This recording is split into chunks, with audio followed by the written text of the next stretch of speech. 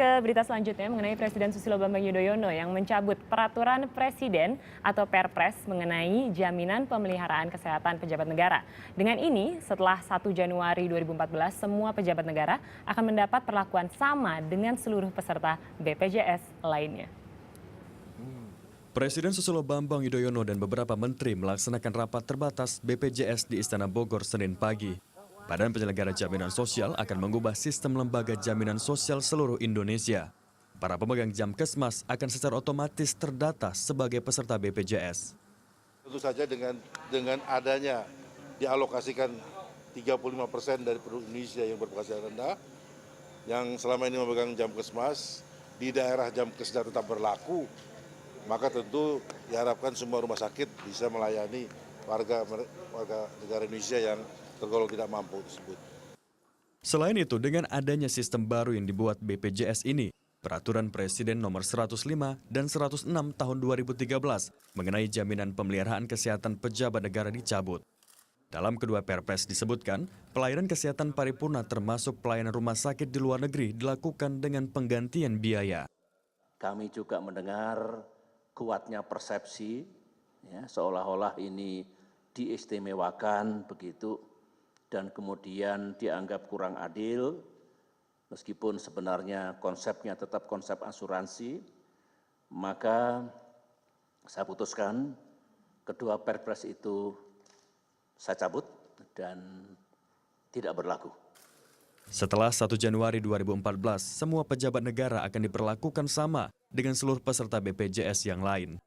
Lembaga Askes akan bertransformasi menjadi BPJS Kesehatan, dan lembaga jam sostek akan berubah menjadi BPJS Ketenagakerjaan. BPJS Kesehatan akan beroperasi mulai 1 Januari 2014, sedangkan BPJS Ketenagakerjaan akan beroperasi pada tahun 2015. Ardia Rahma, April Hasibuan melaporkan untuk NET. Ya, jadi Perpres yang dicabut ini, Perpres nomor 105 tahun 2013 dan 106 tahun 2013. Ini memberikan jaminan kesehatan paripurna termasuk untuk berobat ke luar negeri, tidak hanya untuk pejabat dan anggota DPR saja, tapi untuk keluarganya juga. Really? Jadi dicabut Iya, tuh? dicabut. Akhirnya mereka harus memakai BPJS kan biasa ya. Dan kalau misalnya kita lihat gitu, banyak sekali yang bisa didapatkan dari fasilitas-fasilitasnya ya. Apalagi tunjangan. Padahal kalau misalnya di sini ada data dari merdeka.com, ini mengatakan kalau gaji seorang anggota DPR saja itu sudah luar biasa loh teman-teman. Jadi gaji pokoknya itu 15 juta, tambah tunjangan listrik 5,4 juta, tunjangan aspirasi 7,2 juta, tunjangan kehormatan 3,1 juta, tunjangan komunikasi 12 juta, tunjangan pengawasan 2 juta. Waduh, lebih gede tunjangannya ya? Tunjangannya banyak sekali dan Tapi lucu ya istilahnya, tunjangan kehormatan itu apa?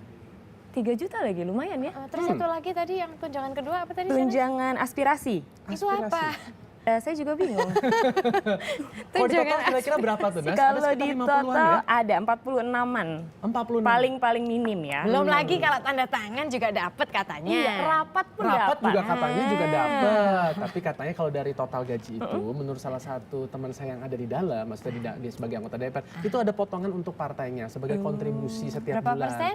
Minimum 20%. Tapi ada juga partai itu yang memotong sampai 30-40%. Tergantung kalau tanggungannya dia makin banyak, itu potongannya makin sedikit. Tapi kalau dia misalnya masih katakanlah baru berumah tangga atau lajang, potongannya bisa sampai 50%. Makanya ada partai yang memotivasi anggotanya untuk banyak-banyak punya anak. PKS? Gitu. Iya, salah satunya seperti itu. Banyak-banyak punya anak berarti tidak mendukung program pemerintah dong. Nah, nggak iya, sesuai dengan BKKBN. program BKKBN, betul, Mar. Dua anak